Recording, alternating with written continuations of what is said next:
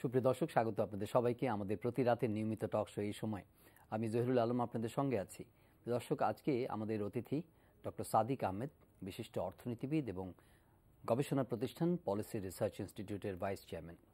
তিনি 1974 সালে ঢাকা বিশ্ববিদ্যালয়ে প্রভাষক হিসাবে কাজ করেছেন। 1975 থেকে 78 পর্যন্ত বিআইডিএসে কর্মরত ছিলেন এবং 1981 সালে তিনি বিশ্বব্যাংকের ইয়াং প্রফেশনাল প্রোগ্রাম দিয়ে ওয়াশিংটন থেকে তার বিশ্বব্যাংকের সঙ্গে কর্মজীবন শুরু করেন। সেখানে দীর্ঘ সময় ধরে কাজ করেন এবং 2009 সালে তিনি আগাম অবসরে আসেন। সে সময় কর্মরত অবস্থায় ওয়ার্ল্ড ব্যাংকে তিনি পাকিস্তান এবং আফগানিস্তানে তাদের কান্ট্রি ডিরেক্টর হিসেবে কাজ করেছেন, দায়িত্ব পালন করেছেন বিশ্বব্যাংকের দক্ষিণ এশিয়া অঞ্চলের চিফ ইকোনমিস্ট হিসেবে এবং সাউথ এশিয়া রিজনের সেক্টর ডিরেক্টর হিসেবে তিনি দায়িত্ব পালন করেছেন। তিনি public finance, international trade, macro economic policy, economic growth, poverty analysis, regional cooperation, আঞ্চলিক সহযোগিতা এবং সুশাসন এসব বিষয়ে 14টিরও বেশি বই লিখেছেন এবং তার সর্বশেষ বইটি প্রকাশিত হলো 2 ফেব্রুয়ারি, যেটির তিনি নাম দিয়েছেন growth with equity, contemporary development challenges of Bangladesh. কি বলতে চেয়েছেন তিনি বাংলাদেশের কন্টেম্পোরারি ডেভেলপমেন্ট চ্যালেঞ্জ সম্পর্কে, সে সম্পর্কে আজ তার সঙ্গে কথা বলবো এবং সমসাময়িক অন্যান্য অর্থনৈতিক বিষয়ে চ্যালেঞ্জগুলো তিনি আমাদের সামনে তুলে ধরবেন। স্বাগত ডক্টর সাদিক আহমেদ আপনাকে এই সময়। বইটি নিশ্চয়ই অনেক গবেষণা করে আপনি লিখেছেন, অনেক দীর্ঘ সময় নিয়েছেন বইটি লেখার জন্য এবং অবশেষে বইটি এসেছে বাজারে। এটার প্রকাশন অনুষ্ঠান হয়েছে। আমি দেখেছি যে অর্থনীতি জগতে খুবই দিকপাল যারা আছেন, অর্থমন্ত্রী সহ সবাই আপনার সেই প্রকাশন অনুষ্ঠানে ছিলেন। কি বলতে চেয়েছেন আপনি আপনার বইয়ে? Thank you. কালকে বুক লঞ্চটা আমার মনে হয় যে বেশ আলোড়ন সৃষ্টি করেছে। আমি তো অনেক দিন ধরে বাংলাদেশের উপরে কাজ করছি। গত ওয়ার্ল্ড ব্যাংক থেকে আর্লি রিটায়ারমেন্ট নিয়ে জন্য এসেছি 2009 সালে এবং আমরা পলিসি রিসার্চ ইনস্টিটিউট যখন এস্টাবলিশ করেছি, আমার আরও দুজন কলিগ ছিলেন, ডক্টর হাসান মনসুর, ডক্টর জাহিদ সত্তার। আমাদের মূল উদ্দেশ্য ছিল যে বাংলাদেশের যে প্রধান যেসব সমস্যা অর্থনৈতিক, সামাজিক, এইটার উপরে এবং এটার কিভাবে বাংলাদেশকে এগিয়ে নিয়ে যায়, এটাই আমাদের টোটালি নন পলিটিক্যাল কোনো সব মানে সরকারের সাথেই আমরা কাজ করেছি এবং করে থাকি। এবং আমাদের উদ্দেশ্যই হচ্ছে যে আমাদেরকে কিভাবে আমাদের দেশের উন্নতি করা যায় এটার প্রতি কিছু গবেষণা করে, অ্যানালিসিস করে এবং সরকারকে এবং অন্য যারা সিভিল সোসাইটিকেও আমরা ইনফরমেশনটা দেওয়ার চেষ্টা করি। তো এই বেশ কিছুদিন কাজ করছি। এটা করতে গিয়ে পরিচিন্তা করে দেখলাম যে বাংলাদেশের যে ধরনের যেভাবে এগিয়ে যাচ্ছে এবং আরও এগোতে চাচ্ছে, তো সেটা কিভাবে আমরা আরেকটু এটাকে সাহায্য করতে পারি। তো আমি এই বইয়ে যেটা দুটো প্রাইমারি, যেটাকে আমি বলি অবজেক্টিভ, যেটা একটা গ্রোথ, মানে আমরা দেখছি যে আমরা লো ইনকাম থেকে ফার্স্ট স্টেজ অফ ডেভেলপমেন্ট যেটা বলছি, আমরা শুরু করি 1972 সালে এবং এখন 2016 সালে আমরা পা দিয়েছি। এবং এই 40-45 বছরে আমাদের কি উন্নতি হয়েছে সেটার একটা চিত্র ধরার চেষ্টা করেছি এবং সেখানে কোন দিকে ভালো হয়েছে, কিভাবে আমাদের উন্নতি হয়েছে এবং কোথায় কোথায় সমস্যাগুলো আছে সেটাকে সামনে দিয়ে কি করতে হবে, এই ছিল মূল উদ্দেশ্য। তো দুটো প্রধান থিম নিয়ে আমি যেটা করেছি, একটা হচ্ছে যে গ্রোথ। আমরা লো ইনকাম ছিলাম, এখন আমরা লোয়ার মিডল ইনকাম বলছি, আমরা লোয়ার মিডল ইনকাম। আবার বলছি আমরা আমাদের মানে অ্যাম্বিশন হচ্ছে লোয়ার মিডল থেকে আপার মিডল ইনকামে যাব, আপার মিডল থেকে হায়ার ইনকাম যাব। এটা যেমন অনেক কোরিয়া, মালয়েশিয়া, তারা যেভাবে, চায়নাও এগিয়ে যাচ্ছে ওই পথে এবং অ্যাডভান্স কান্ট্রি যারা আছে তারা তো অলরেডি হাই ইনকামে চলে গেছে। তো আমাদের এই আকাঙ্ক্ষা, এই ধরনের আমাদের অ্যাসপিরেশন যেটা আছে, এটা করতে হলে কি ধরনের সামাজিক ব্যবস্থা থাকতে হবে, কি ধরনের অর্থনৈতিক ব্যবস্থা থাকতে হবে, কি কি কাজ করতে হবে, এই একটা দিক আমি তুলে ধরেছি। আর দ্বিতীয় দিক যেটা বলেছি যে মানে অ্যাভারেজ ইনকাম বাড়লে ভালো, এটা তো দরকার আছে, কিন্তু শুধু অ্যাভারেজ ইনকাম বাড়লে হবে না। অ্যাভারেজ ইনকামটা, ইনকাম যত বাড়বে, আয় যত বাড়বে, সবারই ভালোভাবে যেন এটা ডিস্ট্রিবিউশনটা হয়। কারণ হচ্ছে যে আমরা ইতিহাসেও দেখেছি যে গরিব বড়লোকদের ব্যবধান যদি বেশি বেড়ে যায়, সেটা সোশ্যাল ইনস্টেবিলিটি হয়। আপনার দৃষ্টিতে কি ধরা পড়লো বাংলাদেশে ধনী গরিবের ব্যবধান? সেটাই এটার উপরে আমি বলছি যে আগে আমি বোধহয় একটু আপনার কি হয়েছে এটার কনটেক্সটে বলে দিই, তাহলে আপনার কনটেক্সটটা বোধহয় পরিষ্কার হবে। কেন আমি আজকে হেডলাইন দেখেছি অনেক নিউজ পেপারে একটু কিছু সেন্সেশন ক্রিয়েট হয়েছে। কনটেক্সটটা খুবই প্রয়োজন। প্রথম হচ্ছে যে এই যে 40-45 বছরে যে আমাদের ডেভেলপমেন্ট এক্সপিরিয়েন্স যেটা আমি দেখেছি, এতে বেশ কিছু ভালো দিক আছে। একটা হচ্ছে যে আমাদের প্রবৃদ্ধির হার বেড়েই চলেছে, রোবাস্ট স্টেডি প্রবৃদ্ধি, গ্লোবাল স্টেডি এবং রাইজিং।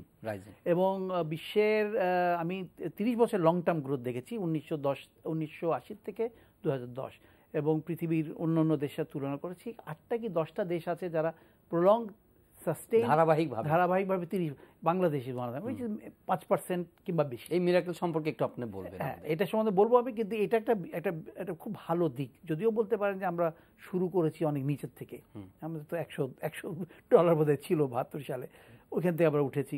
কিন্তু এটা একটা খুবই ভালো দিক, এবং ওটার অ্যানালাইজ করে আমি বলেছি যেটা কী কী ফ্যাক্টর এতে এসেছে।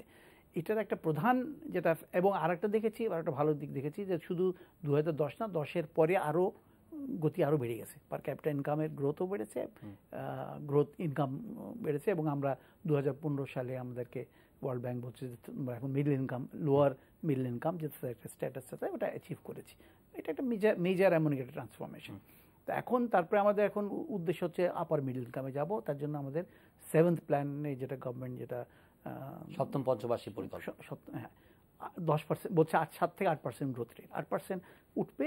মানে তো এই যে আপনার গ্রোথের যে প্রবৃদ্ধি, যে বাড়তে হলে কি কি দরকার আছে, কিন্তু শুধু যে আমরা বলবো যে আমরা গ্রো করব, কিন্তু যদি সে ধরনের পলিসি ফ্রেমওয়ার্ক, কেন লো ইনকাম যেই পলিসি ফ্রেমওয়ার্ক আর হাই ইনকামের একই তো হতে পারে না। এটা ইনস্টিটিউশনসও পরিবর্তন হবে এবং রিসোর্স বেসও পরিবর্তন হবে। তো সেখানে আমি রিসার্চ করে গবেষণা করে বলেছি যে অনেক কিছু ফ্যাক্টর দরকার আছে গ্রোথ। একটু তুলে ধরুন কিন্তু মেইন ফ্যাক্টর যেটা বলছি যে আমাদের ইতিহাস থেকে দেখেছি যে এই স্টেজ অফ ডেভেলপমেন্টে ইনভেস্টমেন্টের সবচেয়ে বেশি প্রয়োজন, ক্যাপিটাল অ্যাকুমুলেশন যেটাকে বলছি। লেবার ফোর্সেরও দরকার আছে, লেবার ফোর্সের কোয়ালিটি খুবই ইম্পর্টেন্ট। কিন্তু ইনিশিয়াল ফেজে আমাদের এখন ওই লেবার ফোর্সের টাইম লাইন, যেটা আপনি মনে করেন যে আজকে প্রাইমারি স্কুলে যদি ইনভেস্ট করেন, এটাতে ফলটা পাবেন 10-15 বছর পরে, তখন যারা যখন ম্যাচিওর্ড হয়ে আসবে। সেজন্য এটি জেস্টেশনটা একটু লঙ্গার। তো ইনিশিয়াল থ্রাস্টটা ইনভেস্টমেন্টের উপরেই যেতে হবে। এটার সাথে সাথে লেবার ফোর্সের উপরে skills base investment, on industrial broad base, infrastructure, manufacturing, agriculture, rural development, সব দিকেই যেতে হবে। এডুকেশন, হেলথ, এবং এডুকেশন, হেলথ আর সোশ্যাল প্রোটেকশন যেটাকে বলছি, এটা পরের দিকে আসবো। এটার দরকার যে কর্মস্থানে আমাদের যে লেবার ফোর্স সার্ভে থেকে দেখেছি যে 2013 সালের আমাদের কাছে ডেটা আছে, সেখানে দেখা যাচ্ছে এখনও 2013 সালেও বলছে যে প্রায় 22% ওয়ার্কফোর্সের কোনো এডুকেশন, জিরো এডুকেশন, এবং টারশিয়ারি এডুকেশন মানে যেটা হচ্ছে কলেজ লেভেল মাত্র 6%। তো এই ধরনের একটা লেবার ফোর্সের এটা একটা অ্যাভারেজ একটা বলছি। এইটা দিয়ে মিডল ইনকাম, হায়ার ইনকামে যাওয়া সম্ভব না, কারণ আমরা অন্য দেশে দেখছি। তো সেজন্য ইনভেস্টমেন্ট করতে হবে। টারশিয়ারি লেভেলে অ্যাটলিস্ট কত পার্সেন্ট এডুকেশন? এটা মানে ধারাবাহিকভাবে তো করা যায় না, কেন আপনার শুধু কলেজে না গিয়ে আপনার ধরেন যে পলিটেকনিকে গিয়ে আপনার যেটা অন দ্য জব ও ট্রেনিং হয়, অনেক ধরনের। যেটা মেইন এটা একটা ইন্ডিকেটর হচ্ছে যত এডুকেশন বাড়বে আমাদের ক্ষমতাও বাড়বে। এবং আমি যদি একটা কলেজ গ্র্যাজুয়েট হই, তাহলে আমাকে যদি আপনি স্পেশাল ট্রেনিংয়ে পাঠান, আর একটা যার কলেজ ট্রেনিং কিছু নাই তাকে পাঠান, তো ন্যাচারালি যে এডুকেটেড তার ট্রেনিংটা বেটার হবে। সেই জন্য আমরা দুটো জিনিসের উপরে গ্রোথের জন্য জোর দিচ্ছি। একটা হচ্ছে ইনভেস্টমেন্ট ফিজিক্যাল ক্যাপিটালে, আর একটা হচ্ছে ইনভেস্টমেন্ট হিউম্যান ক্যাপিটালে। এই হচ্ছে গ্রোথের জন্য। আর আপনি যেটা বললেন যে ইনইকুয়ালিটির কথা, ইকুইটির কথা, ইকুইটির কথা আমরা যেটা আমি যেটা গবেষণা করে বলেছি সেটা হচ্ছে যে ইকুইটির বিভিন্ন দিক আছে। অ্যাবসলিউট যদি চিন্তা করি, আপনি তো এটার মূল থিমই তো করেছেন growth with equity, but when we see বা অথবা আমরা মানে বিভিন্ন জরিপ অনেক সময় বলে যে রিজন ওয়াইজ ইভেন যে ধনী গরিবের বৈষম্য কোনো জায়গার মধ্যে ওয়াইড নেই, এটা কেন হবে? কিন্তু তার আগে আমাদের একটু বুঝতে হবে যে আগে লেভেল অফ ডেভেলপমেন্টের আমাদের প্রাইমারি ফোকাস যেটা ছিল সেটা হচ্ছে আমাদের 1970-এর দিকে 80% প্রায় পভার্টির রেট, আমরা খুবই গরিব ছিলাম। তো ইমিডিয়েট টার্গেট হচ্ছে এই গরিবদেরকে টেনে নিয়ে উপরে উঠিয়ে নিয়ে আসা, এবং সেটা স্ট্র্যাটেজি ঠিক আছে।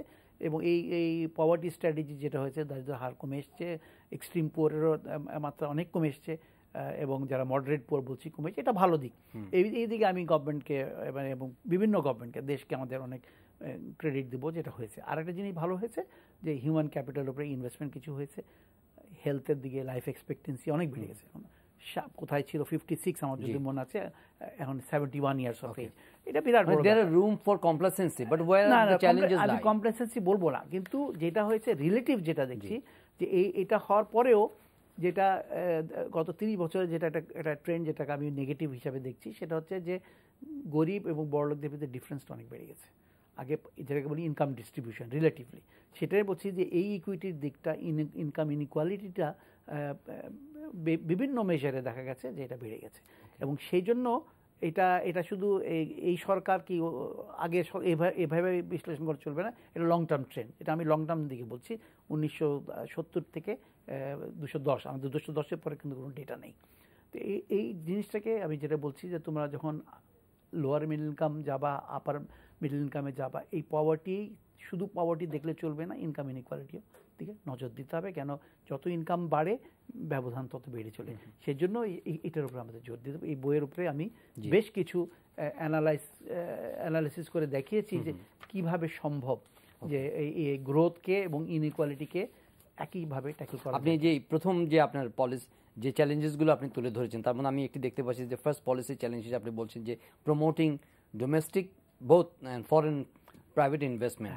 আপনি কি মনে করেন যে ডোমেস্টিক এবং ফরেন ইনভেস্টমেন্ট খুব অ্যাডিকুয়েটলি আসছে, যেটা আমাদের যে লক্ষ্য মধ্য ইনকামের দেশে পরিণত হওয়া, কিংবা মানে আমাদের যে গ্রোথ, স্টেডি গ্রোথ 8% রিচ করা, সেটা কি সেই লেভেলে যাওয়ার মতো ডোমেস্টিক এবং ফরেন প্রাইভেট ইনভেস্টমেন্ট আপনি দেখেন? ঠিক আছে, আমি হিসাব বলে দিই। এখন আমাদের ইনভেস্টমেন্ট রেট হচ্ছে আবার 28% জিডিপির। হ্যাঁ, আমাদের বিভিন্ন হিস্টোরিক্যাল অ্যানালিসিস করে এবং অন্য চায়না, ইন্ডিয়া, জাপান, মালয়েশিয়া যারা মিডল ইনকামে গেছে অ্যানালাইজ করে আমরা দেখেছি যে গ্রোথ লো ইনকাম থেকে লোয়ার মিডল ইনকাম এবং আপার মিডল ইনকাম যখন যায় তখন ক্যাপিটাল ইন্টেন্সিটি প্রোডাকশনে বাড়তি হয়। তা সেই হিসাবে করে দেখেছি যে 8% গ্রোথ রেট যদি পেতে হয় আমাদেরকে, ইনভেস্টমেন্ট রেটটাকে 28 থেকে 34% যেতে হবে। ইন্ডিয়াতে 34-35 হয়ে গেছে, চায়নাতে তো অনেক বেশি, মালয়েশিয়াতে এফডিআই না, টোটাল ইনভেস্টমেন্ট জিডিপির হিসাবে, মানে বোথ ডোমেস্টিক এন্ড ফরেন দুটো মিলে। তো টোটাল যদি আমাদেরকে 28 থেকে 34-এ যেতে হয় তো 6% অফ জিডিপি। 6 প্ল্যানে আমাদের শুধু 2% অফ জিডিপি বেড়েছে ইনভেস্টমেন্ট।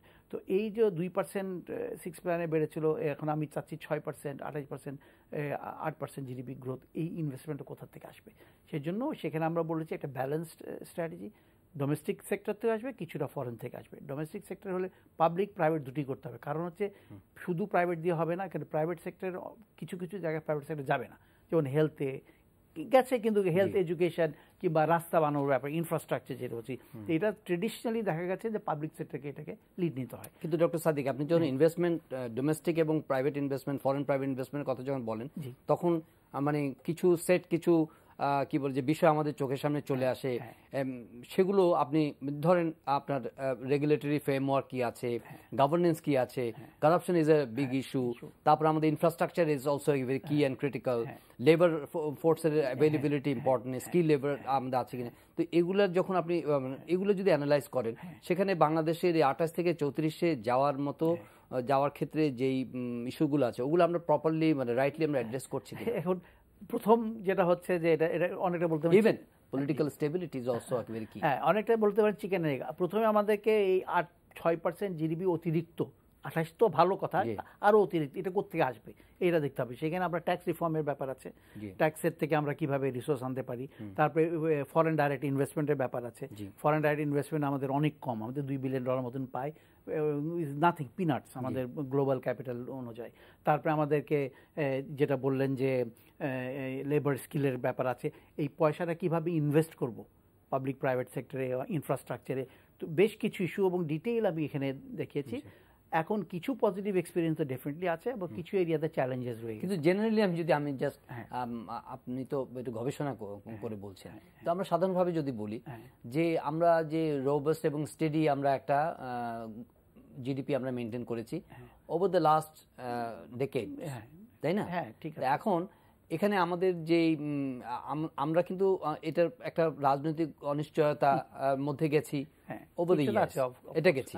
তারপরে আমাদের পাওয়ার এনার্জিরও আমাদের ঘাটতি ছিল, আমাদের গভর্নেন্সও সিগনিফিক্যান্টলি আমাদের প্রত্যাশিত ছিল না। তারপরেও যদি আমরা 6% গ্রোথ মেনটেন করে আসি বিগত দশকে, তাহলে আমাদের এইগুলোর অভাব সত্ত্বেও যদি 6% হয়, কিভাবে সেটা সম্ভব হলো? হ্যাঁ, সেখানে তো ওই যে বললাম যে একটা লেভেলের ব্যাপার ছিল। আমরা তো খুব লো লেভেল থেকে শুরু করেছি। $100 থেকে, $100 তো অনেক স্পেস থাকে, ধরেন কোনো ইনএফিশিয়েন্সি থাকলেও অনেক ইনভেস্টমেন্ট করে ক্যাপিটাল দিয়ে করা যেতে পারে। যত ইনকাম লেভেল বাড়বে এবং আপনার বেসটা যত হবে, তখন আপনার সেকেন্ড জেনারেশন, যেটাকে আমরা বলি, রিফর্মগুলো প্রয়োজন হয়েছে। ইনস্টিটিউশনসের দরকার আছে। আপনার ইনভেস্টমেন্ট আনতে হলে আপনার তখন বাইরের লোকদেরকে ওদেরকে ইনভাইট করতে হলে তাদেরকে একটা হসপিটেবল ইনভেস্টমেন্ট ক্লাইমেট যেটাকে বলছি, গত 5-6 বছর ধরে স্ট্যাগনেন্ট রয়ে গেছে প্রাইভেট ইনভেস্টমেন্ট, খুব একটা বাড়ছে না। এটার তো কারণ আছে। গ্রোথ তো মোটামুটি জিডিপি গ্রোথ 6%ই তো আছে, 6 থেকে 6.5 ভিতরে। ধরেন যে আমাদের এই মধ্যে কি আমাদের পোর্ট এফিসিয়েন্সি, যেটা ধরেন এখন যদি আমরা দাবি করি যে না ভালো হয়েছে, তাহলে 5 বছর আগে কি এফিসিয়েন্সি এই লেভেলই তো ছিল না? 6% তো ভালো, আমি তো বলছি না, কিন্তু 6% থেকে 8% যেতে হলে এটা অন্য এই ইনস্টিটিউশনাল ইয়েগুলো দরকার, রিফর্মগুলো দরকার আছে, অবশ্যই প্রয়োজন। সাদিক আহমেদ, আমরা এই সময়ে দেশে অনেক মেগা প্রজেক্ট ইমপ্লিমেন্ট করতে চাচ্ছি, ইনক্লুডিং পদ্মা ব্রিজ। এছাড়াও আমাদের ঢাকা চিটাগং হাইওয়েজ ইমপ্লিমেন্টেশনস আন্ডারওয়ে।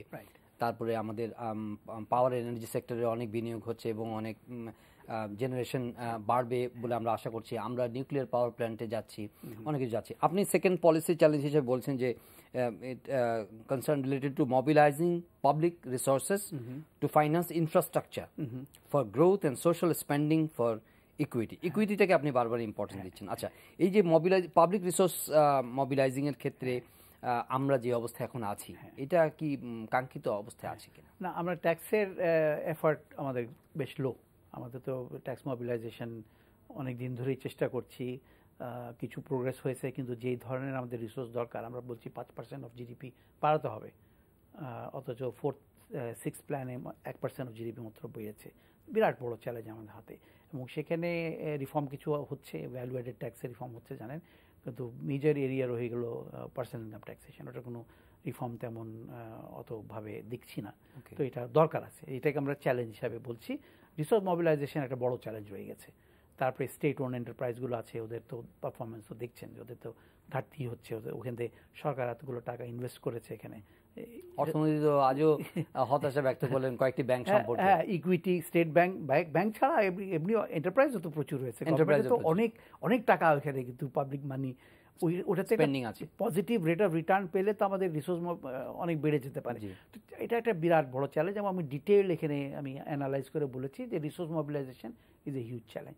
হ্যাঁ, কাজ হচ্ছে, আরও দ্রুত গতিতে আমাদেরকে যেতে হবে। কারণ হচ্ছে আমাদের যে রিসোর্স দরকার গ্রোথের জন্য, শুধু আমি ইকুইটি নালে এখন মানে ওটা রাখলাম, কিন্তু গ্রোথের জন্য ইনফ্রাস্ট্রাকচারে যে ইনভেস্টমেন্ট দরকার, প্রচুর ইনভেস্টমেন্ট দরকার আমাদের। তারপরে তো রয়েছে যে ইকুইটির ব্যাপার আছে। আমি health, education, social protection, minimum এই 3টা এরিয়া, আরও অনেক এরিয়া আছে, আমি 3টা এরিয়ার উপরে জোর দিচ্ছি। কারণ হচ্ছে যে আপনার লেবার ফোর্স যদি আমাদের একটা অ্যাসেট আমাদের জন্য, এবং লেবার ফোর্সের এডুকেশন কোয়ালিটি আমি আগেই বলেছি খুব লো। তারপরে হেলথ ফ্যাক্টরে কিছু বেসিক ডিজিজগুলো চলে গেছে, কিন্তু ওই সেকেন্ড জেনারেশন যেসব ধরনের হেলথের ইস্যুসগুলো রয়ে গেছে, হেলথ ইন্স্যুরেন্স আমাদের দেশে নাই। একটা শখ হলে অনেক গরিব লোকের লাইফ টাইম ইনকাম চলে যায়।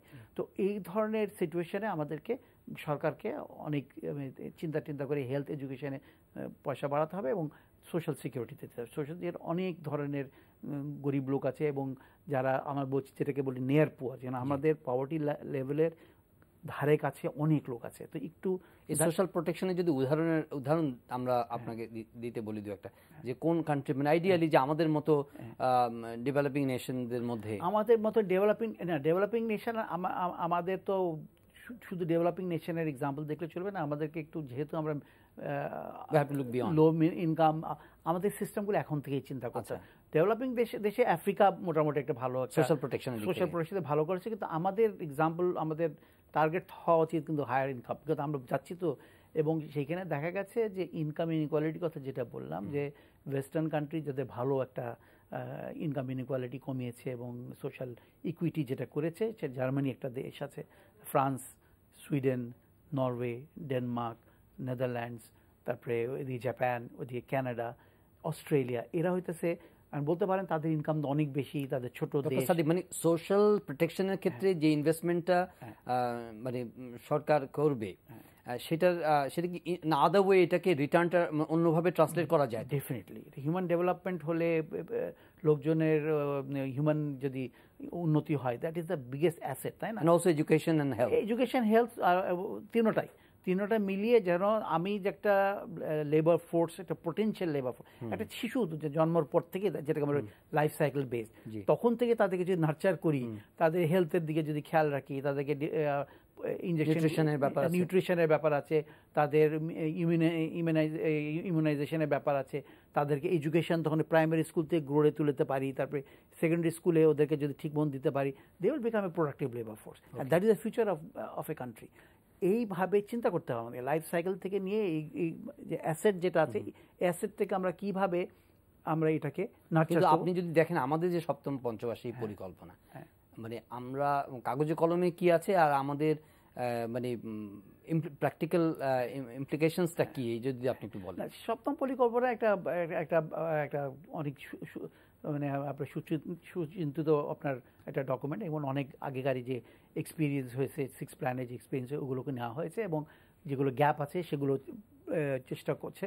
এখন ইস্যুটা হচ্ছে যে আমাদের ইনস্টিটিউশনাল রিফর্মগুলো হবে কি হবে না, যেমন ট্যাক্স বাড়াতে হলে ট্যাক্স রিফর্ম, ইনস্টিটিউশন রিফর্ম করতে হবে। তারপরে আমাদেরকে যদি প্রাইভেট ইনভেস্টমেন্ট আনতে হলে ইনভেস্টমেন্ট ক্লাইমেটকে আমাদের ইমপ্রুভ করতে হবে, রেগুলেটরি এনভায়রনমেন্ট ইমপ্রুভ করতে হবে। ইনভেস্টমেন্ট ক্লাইমেট ইমপ্রুভ করার ব্যাপার মানে আপনি যদি ট্যাক্স রিফর্ম ছাড়াও আর কি কি বিষয় আছে মোটা দাগে যদি আপনি বলেন। একটা তো হচ্ছে যে ইনফ্রাস্ট্রাকচারে ওই জমির অ্যাভেলেবিলিটি, আমাদেরকে বড় বড় ইনভেস্টর আসতে রাজি আছে, জমির অ্যাভেলেবিলিটি, সার্ভিস ল্যান্ড। সরকার একটা উদ্যোগ নিয়েছে যেটা আপনি জানেন, যে industrial zone, industrial park, special economic zone. চায়নাতে আমরা দেখেছি যেগুলো হয়েছে, বাংলাদেশে চায়নার জন্য সেরকম কিছু করা হচ্ছে, এটা চেষ্টা হচ্ছে। আমি তো গভর্নমেন্টের প্রোগ্রাম দেখেছি, প্রায় বোধহয় 100টার কথা বলা হচ্ছে, তো 3-4টে, কিন্তু এগুলোকে খুব দ্রুত এগিয়ে দেবে। আর এনার্জির ওপরে এখন এনার্জি শর্টেজ একটা মেজর ক্রাইসিস, যেটা ম্যানুফ্যাকচারিং সেক্টরকে, নতুন ইনভেস্টমেন্টকে এফেক্ট করছে, গ্যাসের অ্যাভেলেবিলিটি নিয়ে। তো এইখানে এনার্জির উপর অনেক জোর দিতে হবে। অল্টারনেটিভ এনার্জি সোর্সেস কি হতে পারে, তো ওইখানে ট্রান্সপোর্টের, এই যে ঢাকা কনজেশনের কথা দেখেছেন, তো ঢাকায় তো মুভ করা যায় না ভার্চুয়ালি। এই যে আপনার কস্ট যেটা হয় অন দি ডিসিশন মেকিং এবং এন্টারপ্রাইজের, তারপরে ট্রেড লজিস্টিক বলছে যে পোর্টের থেকে এটা, তো অনেক ইনফ্রাস্ট্রাকচারে বিরাট বড় একটা এজেন্ডা আমাদের রয়ে গেছে, এবং সেটার জন্য ইনভেস্টমেন্ট দরকার আছে, টেকনোলজিও দরকার আছে। ইনভেস্টমেন্ট আনতে হলে আমাদেরকে এই ইস্যুসগুলো, তারপরে আর কিছু স্পেসিফিক যেমন আছে ট্রানজ্যাকশন কস্ট আনতে হলে, একে ধরাধরি করো, ওকে ধরাধরি, এই যে অটোমেটিসিটি আনতে হবে, যে পাবলিক সুপারিশ ছাড়া কাজ হবে, অনলাইন কাজ হবে, ডিজিটালও আমরা এগোচ্ছি। এটাকে আমি মনে করি this is part of development. এটা যে বাংলাদেশ ইজ নট ইউনিক, আর অন্য দেশও আছে, কিন্তু যেহেতু আমাদের আকাঙ্ক্ষা হচ্ছে খুব তাড়াতাড়ি মুভ করা, আমাদেরকে তাড়াতাড়ি মুভ করতে হবে। তো সাদিক, আমি যদি মানে জেনারেলি আমরা যেটা সাধারণ দৃষ্টি দিই, সেটা হলো যে আমাদের অর্থনীতির মানে লাইফ লাইন বলতে যা বুঝি মোটা দাগে আর কি, যেমন আমরা আমাদের রেমিটেন্স, আমাদের প্রবাসীরা যে অর্থ পাঠাচ্ছে, অর্থনীতির বিরাট অবদান আছে। Garment industry, readymade garment industry যে শ্রমিকরা কাজ করছে, তারা, আমাদের কৃষকরা, তারা ফসল ফলাচ্ছে, উৎপাদন করছে, ফুড সিকিউরিটি এনশিওর করছে আমাদের জন্য। তো এখন কিন্তু এই যে আপনি একটা জায়গার মধ্যে বলছেন যে third area of policy related to labour markets on the supply side, a major challenge is to upgrade skills. এই যে আমাদের প্রবাসীদেরকে বিদেশে পাঠাচ্ছি, এত হিউজ নাম্বার অফ প্রবাসী যাচ্ছে বা কাজ করছে বিদেশে, গার্মেন্ট ইন্ডাস্ট্রিতে কাজ করছে, তাদের স্কিল ডেভেলপমেন্টের বেলায় কতটা মানে মনোযোগ বা গুরুত্ব দেওয়া হচ্ছে? শুধু যে আপনার মাইগ্রেন্ট ওয়ার্কারদের জন্য দিতে হবে সেটা না, ন্যাশনাল লেভেলে মাইগ্রেন্ট ওয়ার্কার একটা অ্যাডভান্টেজ হচ্ছে ইমিডিয়েট রিটার্নটা পাবে। কেন আমি তো অনেক জায়গায় ট্রাভেল করি মিডল ইস্টে, তো বেশিরভাগই লোয়েস্ট স্কিল হচ্ছে বাংলাদেশি ওয়ার্কার, জ্যানিটার, এই যে আবার ওখানে আবার ডিফারেন্স দেখি, ইন্ডিয়ান, শ্রীলঙ্কানরা একটা হায়ার লেভেল জব করছে। তো ওখান থেকেই বোঝা যাচ্ছে যে যদি একটু আমাদের মিনিমাম তাদেরকে একটু স্কিল করে, আমাদের একটা কার্পেন্টার হোক, কিংবা একটা অটো ড্রাইভার হোক, কিংবা একটা হোটেল সার্ভিস, মিনিমাম যদি ট্রেনিং দিয়ে পাঠায়, তাহলে আমাদের রেমিটেন্স ইনকাম আরও অনেক বাড়বে। এটা একটা সোজা একটা বিষয়। কিন্তু ওভারঅল আমাদের দেশকে আমরা যদি লো ইনকাম থেকে লো মিডল ইনকাম থেকে হায়ার আপার মিডল ইনকামে যেতে হয়, টেকনোলজি তো অন্য ধরনের হবে, প্রোডাকশন স্ট্রাকচার অন্য হবে। এটার জন্য যে স্কিল লেবার ফোর্স দরকার, আইসিটি কনভার্সন হতে হবে তাদেরকে, তাদের টেকনিক্যাল স্কিলস থাকতে হবে, তাদের বেসিক এডুকেশন স্কিলস থাকতে হবে। সেজন্য এডুকেশন, উইদাউট এডুকেশন, এবং এটা আমি কোনো হায়ার এডুকেশন আর ভোকেশন সব ধরনের, আচ্ছা, হায়ার এডুকেশনও দরকার আছে, ভোকেশনাল এডুকেশনও দরকার আছে, সাইন্টিফিক এডুকেশন দরকার আছে, টেকনোলজিক্যাল এডুকেশন দরকার আছে, এবং মার্কেটের সাথে অবভিয়াসলি জড়িত থাকতে হবে। কিন্তু minimum level of education everybody must at least be 12 year, 12 বছর হাই স্কুল তো দরকার আছে। প্রাইমারি থেকে হাই স্কুল 12 বছর, every citizen must have that. এটা আমাদের একটা লং টার্ম অবজেক্টিভ বলতে পারেন, কিন্তু এটা প্রয়োজন আছে। কেন ওইটুকু লেভেল অফ এডুকেশন দরকার two behave as responsible citizen. তারপরে তাদেরকে নিয়ে কিছু যাবে সায়েন্সে, কিছু যাবে মেডিসিনে, কিছু যাবে টেকনোলজি, কিছু যাবে ফাইন আর্টসে, আর কিছু যাবে জাস্ট ডিপ্লোমা কিংবা মেকানিক কিংবা মোটর। তো এটা তো হবেই, থাকতেই হবে। সবাই তো আর পিএইচডি হবে না কিংবা ইঞ্জিনিয়ার হবে না। কিন্তু এই মিনিমাম যদি না থাকে, তখন হয় কি এদেরকে ট্রেনিং করাটাও ডিফিকাল্ট হয়ে যায়। এটার জন্য this is one of the highest priority. ডেভেলপমেন্টের ইতিহাস যত আমরা গবেষণা করি, চায়না হোক, মালয়েশিয়া হোক, প্রত্যেকেই কিন্তু প্রাইমারি স্টেজে, আমাদের যে স্টেজে, এই স্টেজে তারা হেভিলি ইনভেস্ট করেছে দুটো জিনিসে। একটা হচ্ছে এডুকেশন, আর একটা হচ্ছে research and development, science and technology. এই রিসার্চ অ্যান্ড ডেভেলপমেন্ট এই জন্য যে ম্যানুফ্যাকচারিং সেক্টরের যে টেকনোলজিক্যাল বেস, আইসিটি বেস, এটাকে ডেভেলপ করার জন্য। আর একটা হচ্ছে এডুকেশন ইন হিউম্যান ক্যাপিটাল, লেখাপড়া শিক্ষার জন্য মিনিমাম 12 গ্রেড পর্যন্ত সবাইকে দরকার লাগবে ফ্রি অফ কস্ট। যদি এটা গভর্নমেন্টের পলিসি যদি হয়, আমি মনে করি আমি I will be the first one. Afford করতে পারবে? ডেফিনেটলি পারবে, কেন পারবে না। আমাদের রিসোর্স আমাদের, আমি এক্সাম্পল দেই যে আমাদের income tax, percent income tax মাত্র 1.4% অফ জিডিপি। কেন? আমাদের যেখানে ইনকাম কনসেন্ট্রেশন হচ্ছে 35% ইনকাম আমাদের 10% পপুলেশন হাতে আছে। তো 10-15% যদি ট্যাক্স রেটও হয়, তো 3.5, 4, 5% তো জিডিপি এসে যায়। তো 3-4% অ্যাডিশনাল জিডিপি ওখান থেকে নিয়ে আমি যদি হেলথ অ্যান্ড এডুকেশন ইনভেস্ট করি, it will B a different country altogether. এটা তো প্র্যাকটিক্যাল। বলতে পারেন যে অ্যাডমিনিস্ট্রেটিভ ইস্যুজ আছে, চ্যালেঞ্জেস আছে, কিন্তু এটা ডুয়েবল। কবে হবে এটা মানে সময়, আমি এই আইডিয়াসগুলো দিয়েছি, বই দিয়েছি, এবং ফাইনান্স মিনিস্টার ছিলেন, ওনার কাছে আমি আইডিয়া দিয়েছি। আমি বলছি না যে কালকে এটা হয়ে যাবে, তবে এই দিকে যেতে হবে। আমি যেটা বলেছি যে ফাইন্যান্স করা যায়, এটা অসম্ভব কিছু না। ভ্যালু অ্যাডেডের রিফর্মটা তো হচ্ছে, এটা ভ্যালু অ্যাডেডের প্রোডাক্টিভিটিও এখন লো আছে। কালকে সেটা নিয়েও আলাপ হয়েছিল যে এখন মাত্র 6% পাচ্ছি, এটা আমাদের পাওয়া উচিত 14 কি 15% জিডিপি। ওভার টাইম হবে এটা। এটা একটা গতিতে এসছে এবং এটা রিফর্মটা চলছে, আমি ওয়েলকাম করি এটাকে। ইনকাম ট্যাক্সের দিকে একটু নজর দিতে হবে, যে এটাকে কতটুকু আর একটু ব্রডেন করা যায়, এবং সবাইকে এক্সাম্পশন দিয়ে দিলে তো হবে না। এভরি সেক্টর হ্যাজ পার্টিকুলারলি, যারা যারা যারা যেমন গার্মেন্ট সেক্টর যেমন $30 বিলিয়ন এক্সপোর্ট করছে, তাদের যেটা প্রফিট হবে ওইটার উপরে ট্যাক্স দিতে হবে। সিমিলারলি এগ্রিকালচার থেকে যদি ইনকাম ইজ ইনকাম, তাই না, কোথার থেকে আসছে ইট ইজ ইররিলেভেন্ট। প্রফিট হলে আমি ট্যাক্স দিব, কিংবা ইনকাম হলে আমি আদারওয়াইজ তো দিব না। তো এই ইউনিভার্সাল ইনকাম ট্যাক্সেশনের কনসেপ্টটাকেও আমি এটাকে বইয়ের উপরে এটা জোর দিয়েছি। আরেকটা বিষয়, আপনি রিসোর্স মোবিলাইজেশনের কথা যখন বললেন, আমাদের মতো দেশগুলোতে, আমাদের দেশে তো বটেই, মানে loan default culture is very মানে কমন, প্রিভেলিং। এখন ওইটা কি আপনার রিসোর্স মোবিলাইজেশন, এই যে realising the default loan? Absolutely, মানে এটাকে বলতে পারেন দিস ইজ আ ক্যান্সার। আমাদের এই পাবলিক সেক্টর থেকে টাকা নিয়ে ফেরত না দেওয়া, কিংবা ইভেন প্রাইভেট সেক্টর 80-90 হাজার কোটি টাকা আমাদের লোন আছে, অনেক টাকা। আমরা তো জানি বেসিক ব্যাংকের স্ক্যান্ডাল, হলমার্কের স্ক্যান্ডাল সবই তো দেখেছি। এইখানে সরকারকে আর একটু শক্ত হাতে বোধহয় একটু ব্যবস্থা নিতে হবে। এটা তো আরো এক্সাম্পশন এবং ওয়েবার এবং এটা রাইটিং অফ পলিসি, বিভিন্ন প্রাইভেট ইকোনমিতে, যেখানে প্রাইভেট সেক্টর ইকোনমিতে, আমেরিকাতে সব জায়গায় বিজনেস ফেল হতে পারে। কমোডিটি প্রাইস ফল করে গেল, some business will go under stress, একটা রং ডিসিশন নিল। কিন্তু যদি এটা যদি জেনুইন বিজনেস ফেল হয়, ফাইন, এটার জন্য রিস্ট্রাকচারিং হতে পারে এবং রিশেডিউলিং হতে পারে, but based on a long-term investment plan এবং successfully technical cap, not because আর একই লোককে কনস্ট্যান্টলি দিচ্ছেন, তার মানে there is something wrong. Problem যেটা হচ্ছে যে একটা তো হচ্ছে স্টেট এন্টারপ্রাইজের সমস্যা রয়েছে, পাবলিকলি গভর্নমেন্ট একটা ডিসিশন নিতে হবে যে আমি এই এন্টারপ্রাইজগুলোকে কীভাবে প্রোডাক্টিভ করতে পারি। আমি তো প্রাইভেটাইজ যদি নাও করেন, সরকারই রাখেন, কিন্তু এটার থেকে আমাকে সরকারকে চিন্তা করতে হবে আমি 10% or 15% অফ জিডিপি আমার এখানে আছে, ইনভেস্ট করেছি আমি, হ্যাঁ, এইটার থেকে আমাকে 5% রেট অফ রিটার্ন যদি পাই, তাহলে আমার তো ওখান থেকে তো আপনার বেশ কিছু রিসোর্স চলে আসতেছে। এটা একটা ব্যাপার আছে। দ্বিতীয় কথা হচ্ছে যে টাকা, যেটা সরকারি ব্যাংকে হোক, প্রাইভেট ব্যাংকে হোক, সরকারি ব্যাংকের যেটা টাকা, এই টাকাটা কার টাকা? এটা তো পাবলিক মানি, আমি ডিপোজিটারের পয়সা। তো এটা যদি মনে করেন যে সেটা যদি রিকভারি না হয়, তো সরকারি ব্যাংক কোথেকে দেবে? ও তো দিতে পারবে না, তো ওটা ট্রেজারির থেকে নেবে।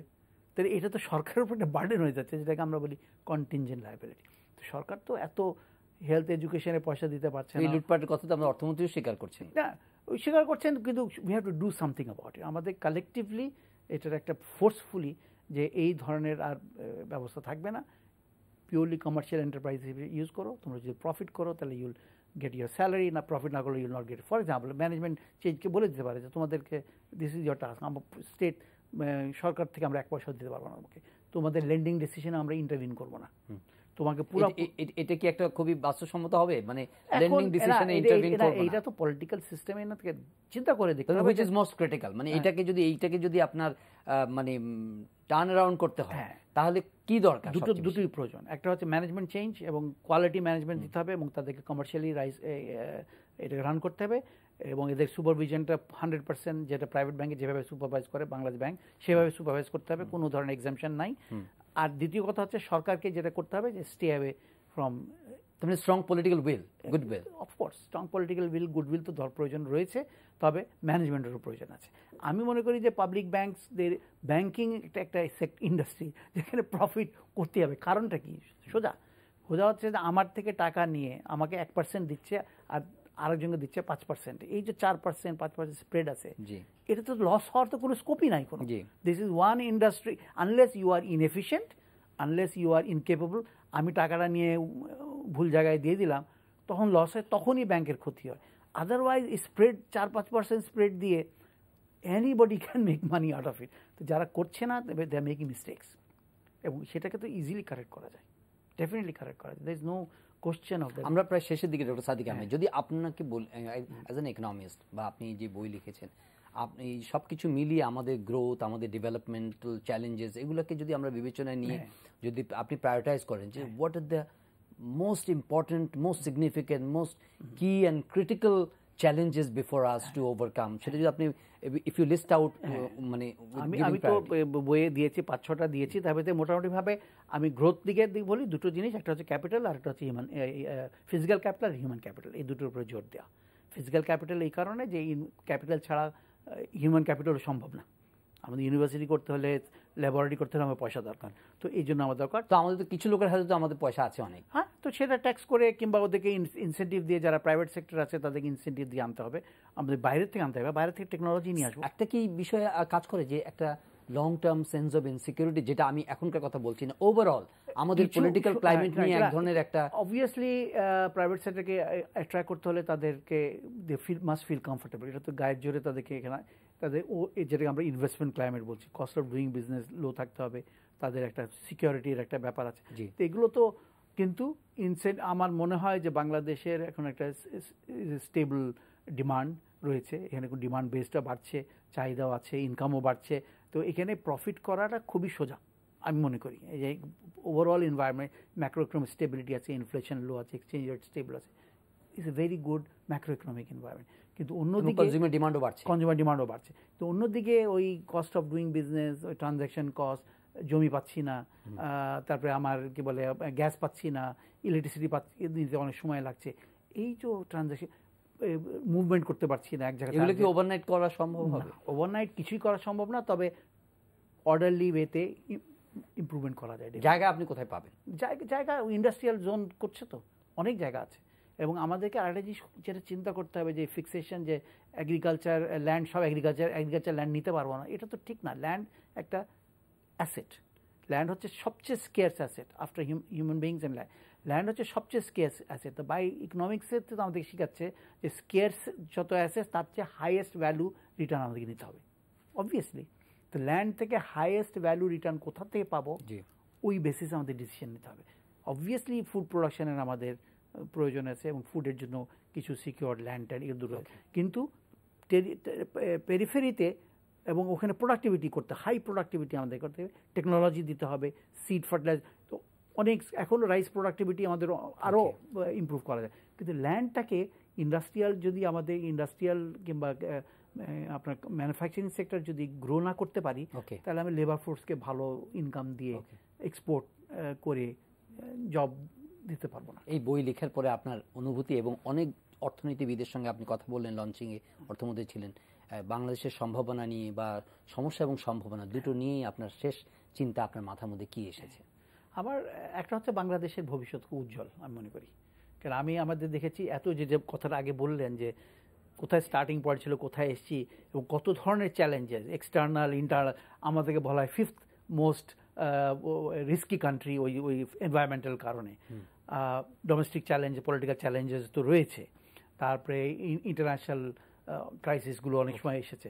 এইসব সব ভিতরে আমরা থেকে we are moving forward, which means আমি নিজে থাকি ওয়াশিংটনে, আমি আসি এখানে, আমি দেখি যে every time I see I am amaze, কারণ পিপল আমি বাংলাদেশি সিটিজেনদের কথা বলছি, দে আর ভেরি এন্টারপ্রাইজিং, তারা very dynamic, they take advantage of অল্প কিছুতেই তারা, and we can bank on the people. Absolutely right. ধন্যবাদ ডক্টর সাদিক আহমেদ। ধন্যবাদ ডক্টর সাদিক আহমেদ। প্রিয় দর্শক, আজকের অনুষ্ঠান এখানে শেষ করছি। সবাই ভালো থাকবেন। এই অনুষ্ঠানটি দেখতে আপনারা অনলাইনে ভিজিট করতে পারেন www.ntv.com। দেখা হবে পরের অনুষ্ঠানে।